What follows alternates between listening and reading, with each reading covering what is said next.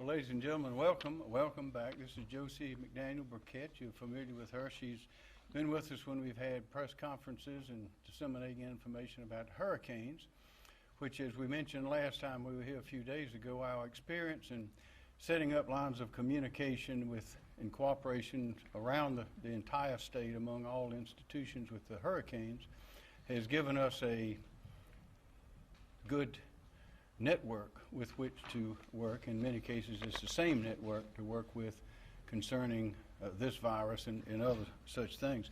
We do have some information for you, as you know, in which we'll be providing and answering your questions. And I'd urge everyone, again, all the people out there, to get your information from these official sources. You don't want to respond to rumors and inaccurate information, but we'll be as full, as complete as we can be within the limits of what the various laws about privacy prescribe.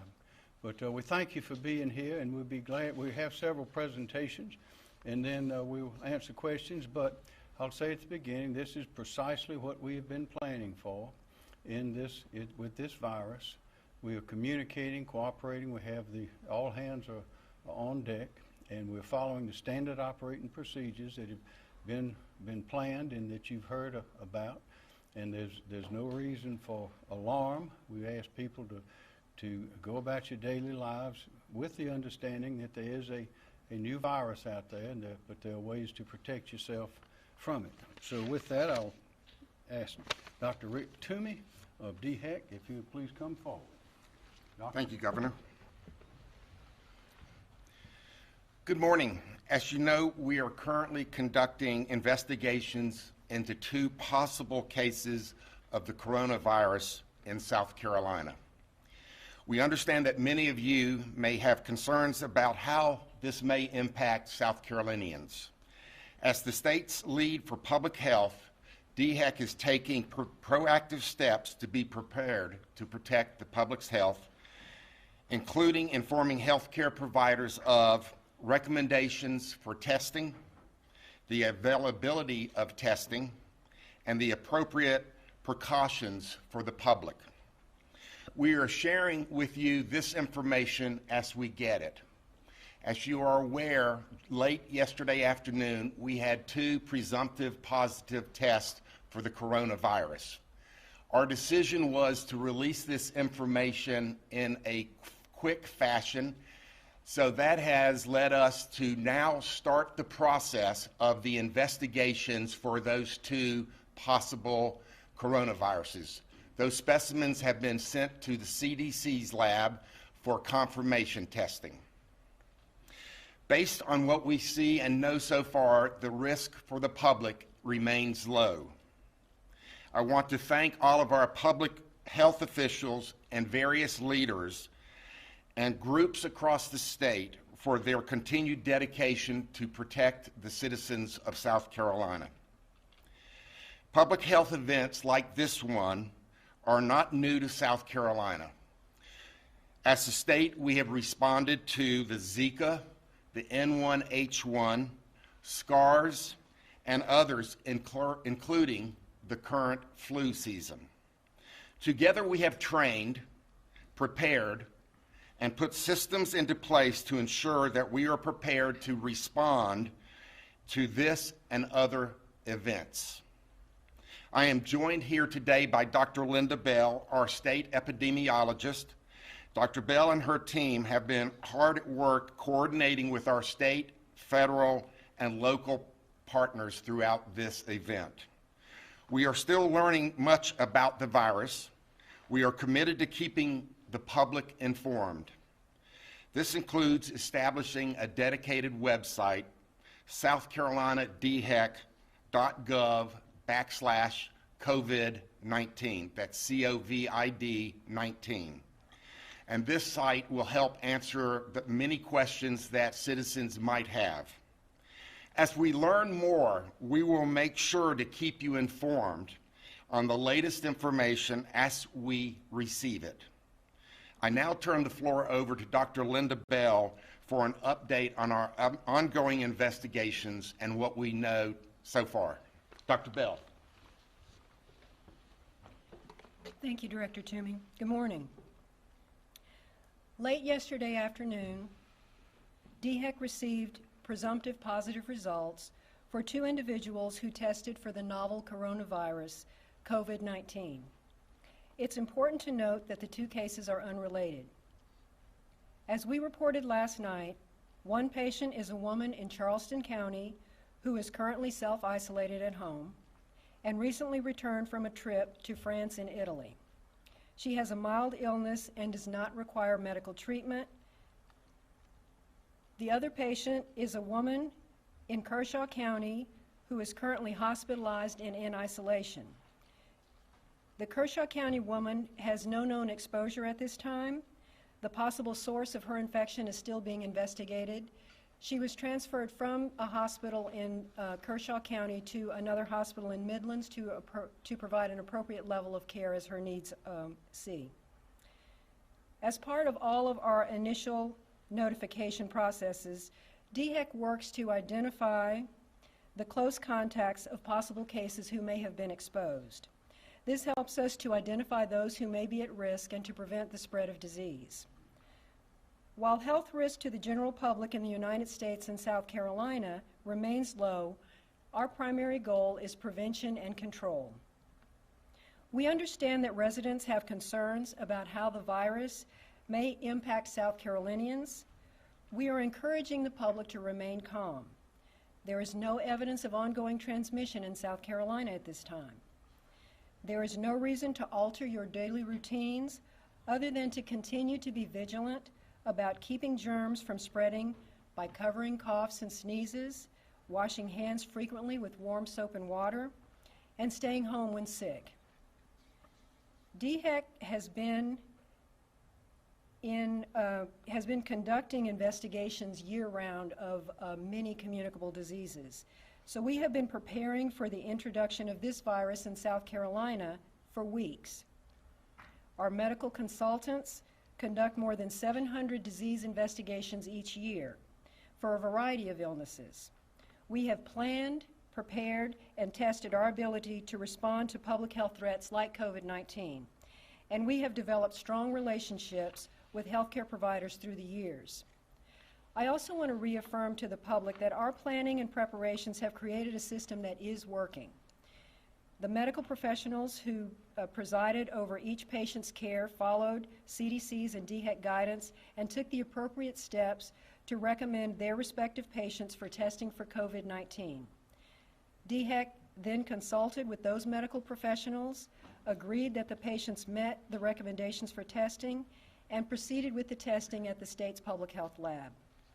Again, we encourage the public to remain calm and to continue to practice daily precautions to prevent the spread of germs, washing your hands frequently, covering your cough, staying home when you're sick, and appropriately disposing of tissues and other items that have potentially been contaminated. While we understand that there is a lot of interest, we are still learning about the virus and investigating this situation. As we learn more and when cases are confirmed, we will continue to update you as quickly and as timely as possible. Thank you. Thank you very much. Dr. Dave Cole, President of Medical University, South Carolina. Thank you, Governor. Thank you for allowing me to join you and Dr. Toomey here today. In regards to the situation facing our state, MUSC's roles are several layers, or several-fold here. To collaborate with our state partners, to help provide and reinforce important health information, to provide expert care and testing support, and to promote new ways and new treatments as available and as soon as possible. MUSC released a statement last night about a presumed positive patient case. She's a member of our MUSC family. I'd like to take a moment to reinforce and acknowledge that this person is doing the right thing. She has been following protocol. She's been making the right decisions. The system has been working. And I want to thank her for that. It's important. The other piece of information, two pieces of information I'd like to share with you today. MUSC has been working with state partners to create better access to COVID-19 testing. The idea is to be able to deliver local testing with rapid turnaround time. When these efforts become available, and we would anticipate very soon, we will release that information, the process, and how that will affect and enable us all to have better capability in this domain. Finally, I'd like to announce that as of this morning, MUSC is offering a free, urgent virtual care platform for people in South Carolina experiencing mild to moderate flu-like symptoms. Simply sign on to musc.care and use the code COVID-19. Experienced providers will treat symptoms, provide information, and give direction. At this moment, I'd like to then ask Dr. Ed O'Brien to the podium. Ed is our director of MUSC Virtual Care Platform, and he's going to give a little more detail and walk you through what this looks like. Thank you, Dr. Cole, Governor. So we've been preparing in South Carolina for events like these and been prepared to address them through telemedicine.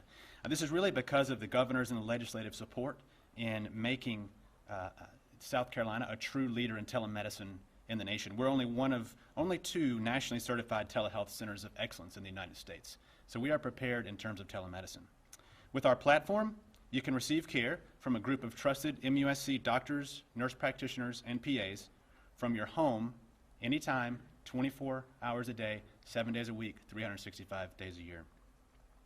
If you have flu-like symptoms, or if you just have questions, and are anywhere in South Carolina, you can log on to www.musc.care or just musc.care and access the COVID-19 concerns area of the platform. At that point, you'll answer a series of questions. An MUSC provider can treat your symptoms and give you advice on what to do from there, or they may want to speak to you in person if your symptoms warrant that. The ways they may contact you are by phone, video, or chat. We're making this free to anyone in South Carolina. Just use the promo code COVID-19, COVID-19. You'll need to use that code at the payment screen, and you'll see there's a place to type in a promo code. This is a great tool to get care without being exposed or exposing others to whatever illness you may have. Just remember, the flu is still very rampant in South Carolina, and we can treat that with telemedicine as well. And we believe this platform will make a tremendous impact to the people of our state. Thank you, Doctor. Are there any questions? I'll say, as you can see, we are prepared to the nth degree. The protocols, procedures are established. These two patients did precisely what has been advised to do. That is, if you feel like you're sick, you call your doctor, and if necessary, you go to the hospital, and will be tested as they were. So, are there any questions for anyone? Yes. So Yes, ma'am. The patient in Charleston, how did she come back from Europe? And are other people being tested? I'm guessing maybe she was on an airplane. Are those people being tested as well? Yes. Yes, she did return by a flight, and again, the protocol is what is normal. We are working with her on her flight schedule, communicating that to the CDC, so the CDC can implement their protocols in looking at individuals that may be at risk. Did she come back through Charleston, or what airport was it? She came back through Charleston When? over a week ago. Was she one of the 13 that DHEC was monitoring? No.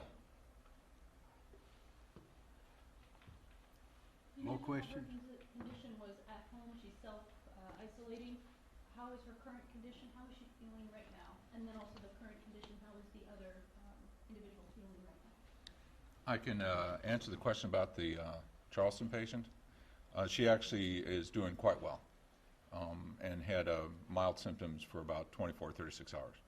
When you say symptoms, sir, just for clarification purposes, what type of symptoms? So that if anyone at home is watching right now, what should they be mindful of?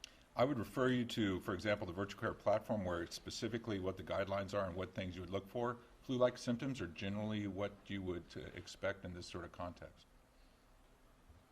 Governor, I have a question for you. Is the idea of issuing a state of emergency on the table right now, or is it too early at this point? It's too early for that. This is going precisely as we believed it would. As I say, all the protocols, the procedures, the people are all stood up, alert, activated. We have the systems to respond. And it's way too early for any of those kinds of considerations. But again, we'd urge people to follow the instructions that have been given by virtually every healthcare person on television in Washington to locally about wash your hands, cover your face if you sneeze or cough. If you're sick, go home, call the doctor, and now we know with this new telehealth availability, you don't need to go to a doctor to get some information. If you feel better staying at home and answering some questions on the internet with MUSC, and then possibly speaking to a healthcare provider there, that is a big help and a big convenience.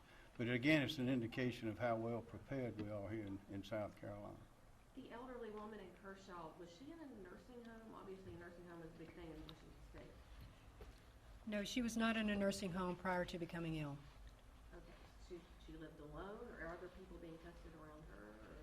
We conduct contact investigations around every person who's identified, and so the close contacts are being investigated, and appropriate measures are being taken to evaluate them should they develop symptoms of illness, or to place them under quarantine for 14 days to make sure that they don't become ill and expose others. And because she was hospitalized, how do you ensure other people in the hospital don't get sick? Well, all hospitals know the protocols to follow for appropriate isolation depending on a patient's condition, and so they're observing the appropriate infection control procedures. Can you give updated numbers on the cases that are being monitored actively right now? Or the people being monitored? Yes, that is posted on our website. And how many test kits do you have available? We have test kits available to test between 80 and 100 patients per day. Approximately how many total health test kits? Do you Say happen- again, please. Approximately how many total kits at this current time do you happen to know that the state has? I believe we have about 1,000. And are you able to speak specifically to the senior citizen who is in the hospital? How is she feeling right now? She's been transferred to an appropriate level of care for her needs, and we otherwise don't comment on the status of individuals' health conditions. Can you give an age or age range for both patients? The woman from Kershaw County is in her 80s. The woman from Charleston is in her 30s. And this woman in Kershaw County, are you guys considering community spread when it comes to how she contracted or possibly contracted the virus? So we're still investigating the potential source of her investigation, any possible contacts that she may have had to identify the source. The Kershaw County patient, is that certain condition considered life-threatening? I can't comment on her individual medical condition. Kershaw was a week ago, correct me if I'm wrong, and the senior citizen currently in the hospital, when was she first tested? The person in the Kershaw County resident was first tested the test was submitted to our DHEC lab on March the 5th.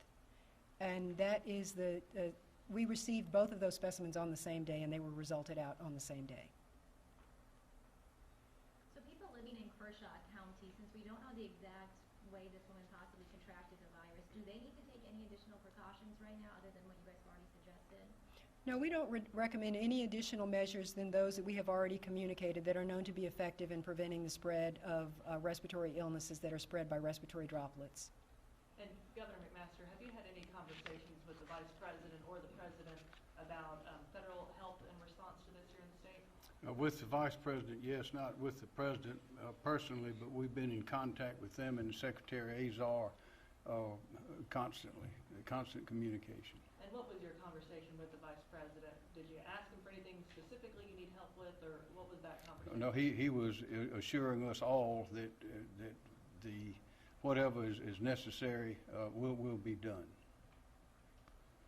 But again, back to the contact, we know that this is spread through person-to-person contact where if I have the virus and touch the table and leave droplets there, and then you touch the table, then that is contact. So that is how it is spread. It is not an airborne virus. And the person in Kershaw, I think this was already said, but she is in a Columbia hospital now?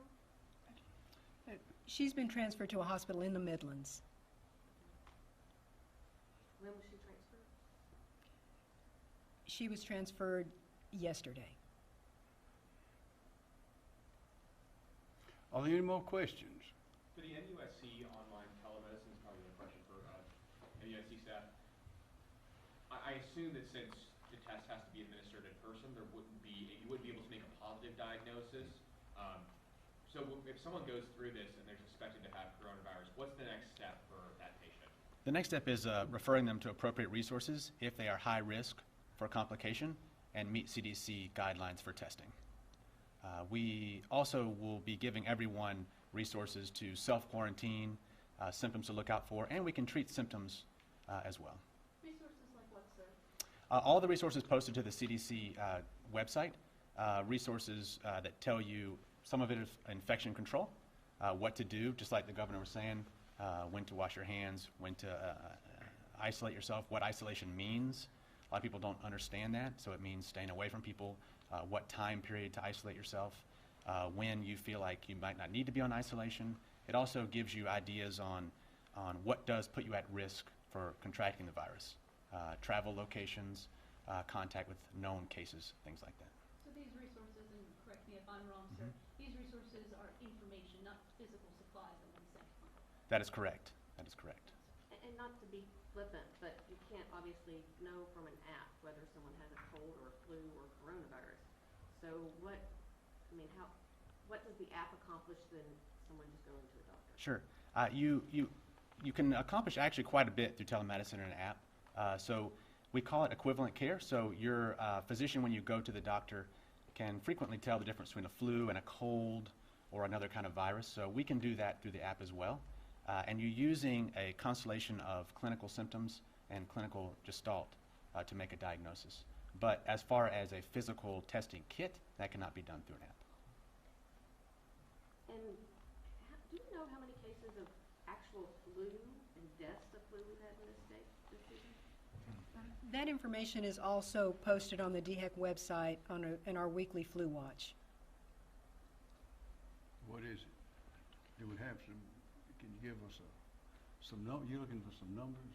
That would be nice. So because there is such a large number of cases, I really advise you to go to the DHEC website because it gives the breakdown of the number of flu cases by region and the number of deaths by age group. So there's a wealth of information, and to get all the details that you need, it's really best that you visit the website to get the full report that's posted weekly. So these two cases will be confirmed after further testing from the CDC, or are they already confirmed to have the coronavirus? The protocol is that if there's a presumptive positive, we send the test specimens to the CDC, and 24 to 48 hours they'll issue a confirmation or let us know that it's a false positive. But they will confirm it. For those who don't have a medical background, who are just trying to stay informed, would you be so kind as to explain why it's presumed positive at this time? That has to do with the introduction of a new test kit. The CDC released the test kits to state public health labs just a few weeks ago, and it's required that when a new laboratory begins performing a new test, the CDC has to validate those results.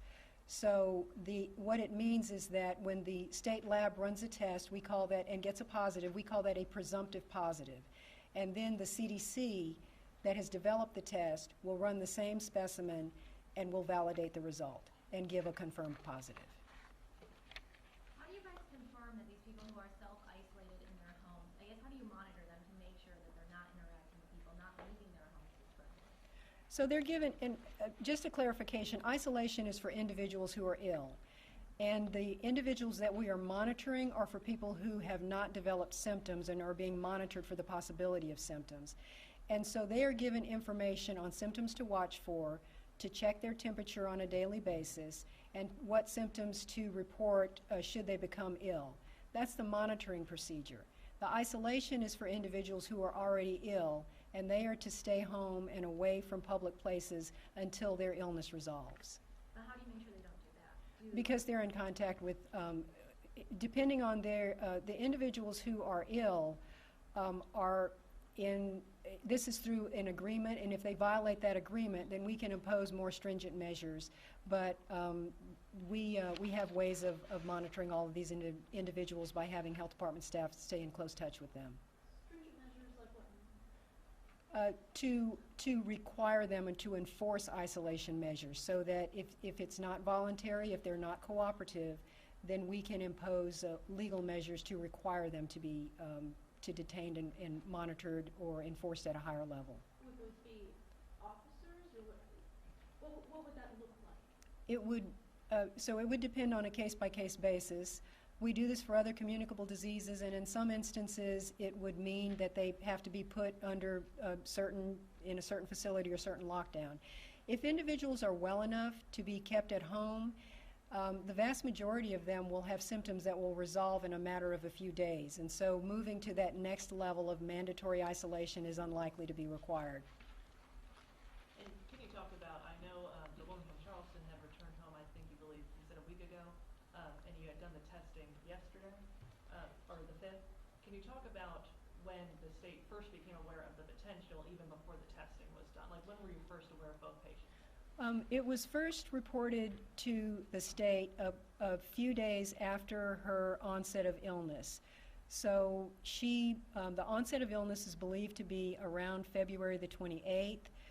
She first sought care, I believe, on March the 2nd. She was reported to the health department on March the 5th. The specimen was collected on that day, and the result was reported out the following day.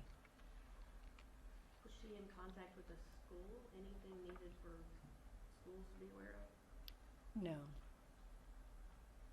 And the Kershaw patient, when was that brought to your awareness? She had a more prolonged course of illness, and she was admitted to a hospital for evaluation of an unknown illness. And so the course of her illness is a bit more prolonged. Other diagnostic tests were performed to find out what was the cause of her illness. And when those diagnostic tests were negative, they began considering the possibility of COVID-19. And so the course of her evaluation is a bit more prolonged. We were being told that DHEC was testing people who had recently returned from either Italy, China, or Iran. Is that the case? DHEC is monitoring individuals who have traveled to impacted areas, and should they develop symptoms, they are encouraged to seek medical care in an appropriate way, and a decision is made whether or not testing is indicated depending on the presentation of their illness. So even if someone has not left the state in the last 3-4 weeks, if they develop symptoms that are consistent with coronavirus, that's something you would still test for? That's correct. And going back to the Kershaw woman, you said it was more prolonged. Can you describe what that means? I mean, did she get sick in January or February or? No, she was, she was admitted in February, and she was being evaluated over the course of several days for other potential causes until they decided that those had been ruled out, and then she was tested. February, or like, give me a time frame. I don't have the exact dates of her original. These are still things, the details are being investigated. You want to add something? Okay. But go to one of your earlier questions about this, what MUSC has set up does eliminate a trip to the doctor. The doctor essentially comes to you, and then depending on what the results of that transfer of information are, then the next step can be taken. So that's a very important thing that we have here in the state that we've been preparing for, and we're putting it to use now. The senior citizen woman, she hospital.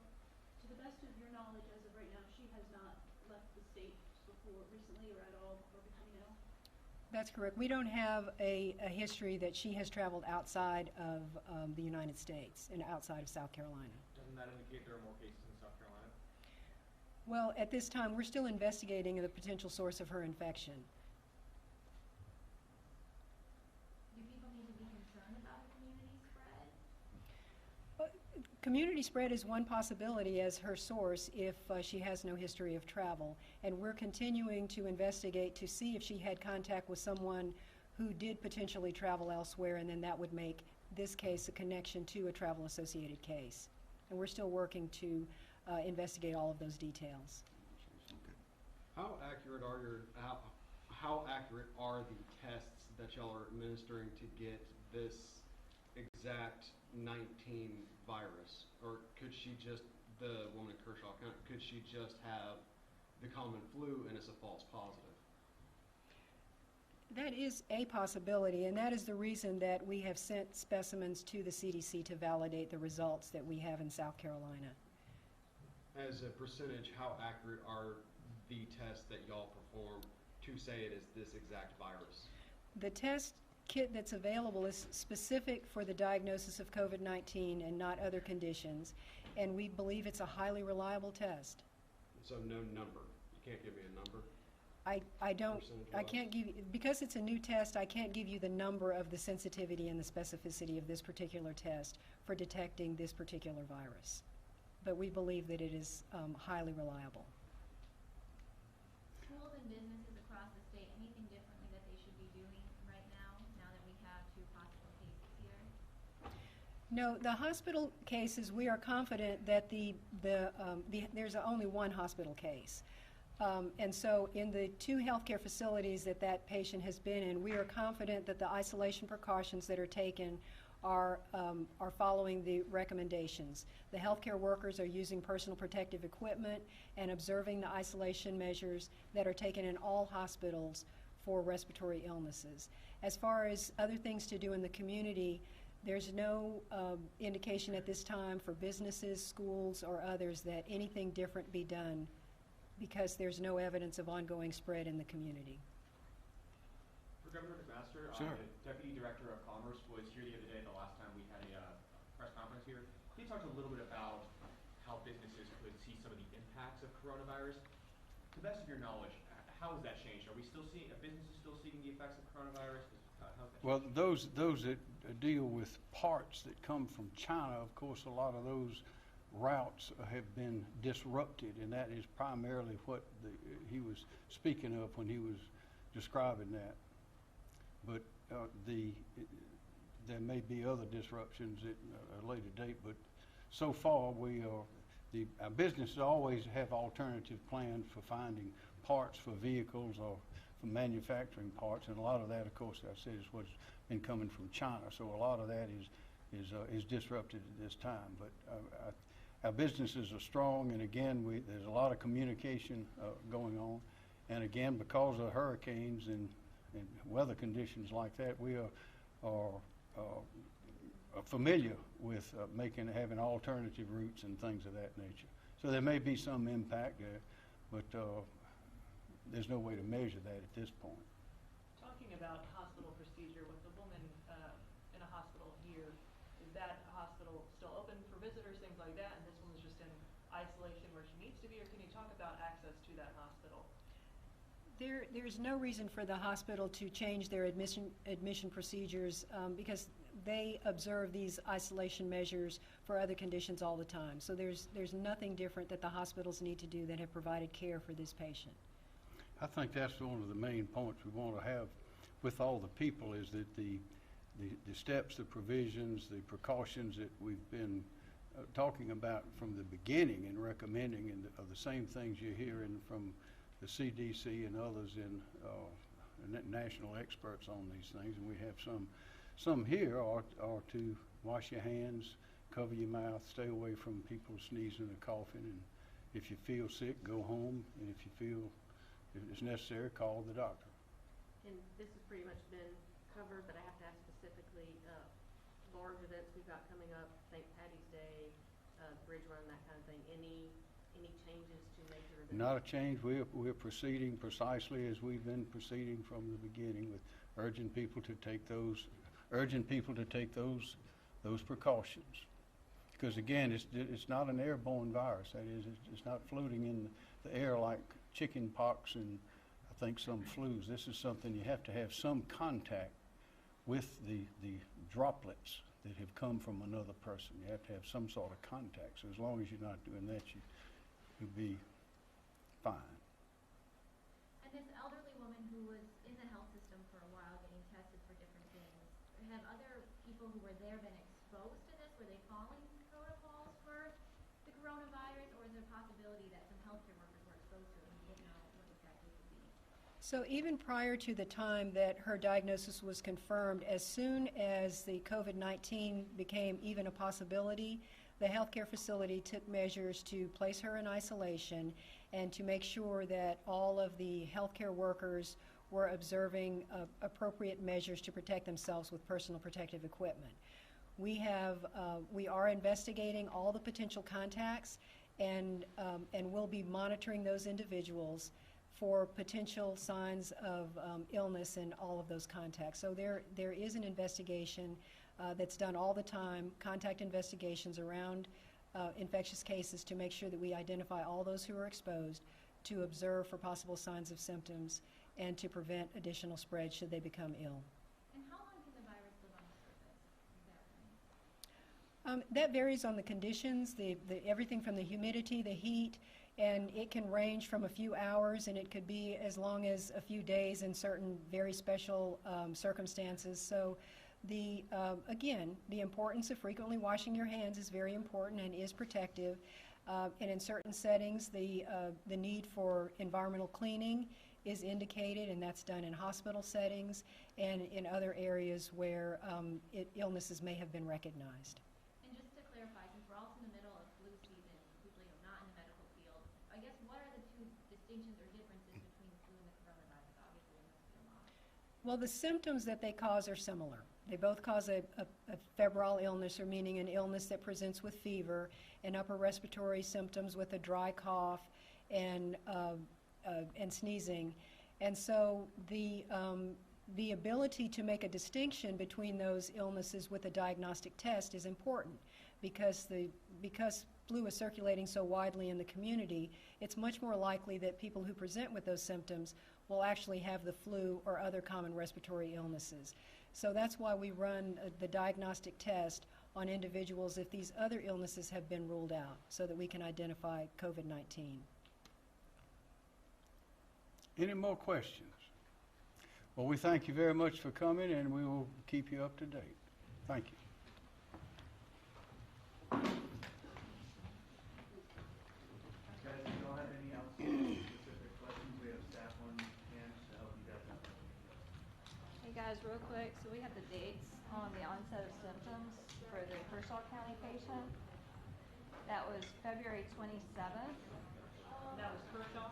Kershaw County. And it was February 28th for the Charleston.